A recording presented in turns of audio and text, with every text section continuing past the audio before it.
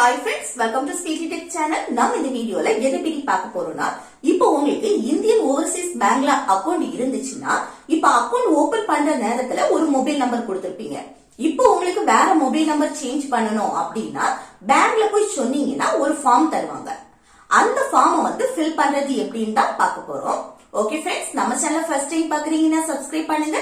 கூடவே இருக்க பெல் ஐகானை கிளிக் செய்து ஆல் ஆப்ஷனை எனேபிள் பண்ணுங்க.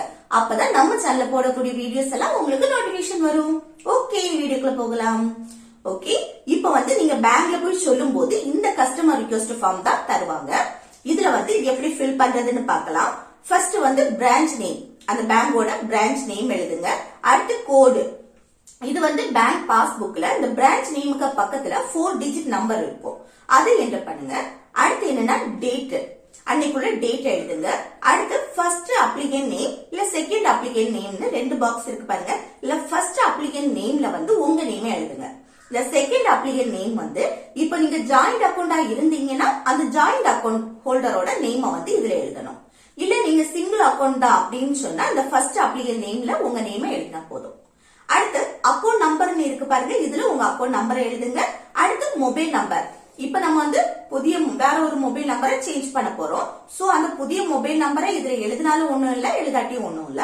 அடுத்து இப்ப நம்ம மொபைல் நம்பர் சேஞ்ச் பண்றதுனால இதுல நிறைய ரிக்வெஸ்ட் கொடுத்திருக்காங்க. இல்ல 10th ரிக்வெஸ்ட் பாருங்க, இந்த 10th பாக்ஸ வந்து டிக் பண்ணிட்டு சேஞ்ச் மொபைல் நம்பர் 2ன்னு இருக்கா, இதுல உங்க புதிய மொபைல் நம்பரை வந்து எழுதுங்க.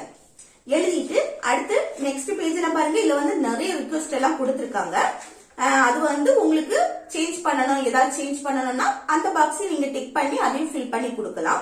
இல்லைன்னு சொன்னா இந்த ரிக்வெஸ்ட் 44க்கு கீழே பாருங்க 3 பாக்ஸ் கொடுத்திருக்காங்களா, இந்த 3 பாக்ஸ்ல ஃபர்ஸ்ட் பாக்ஸ்ல வந்து உங்க சைனை போடுங்க. இப்போ நீங்க ஜாயிண்ட் அக்கௌண்ட் வச்சிருக்கீங்கன்னா அந்த ஜாயிண்ட் அக்கௌண்ட் ஹோல்டரோ இல்ல சைன் போடணும்.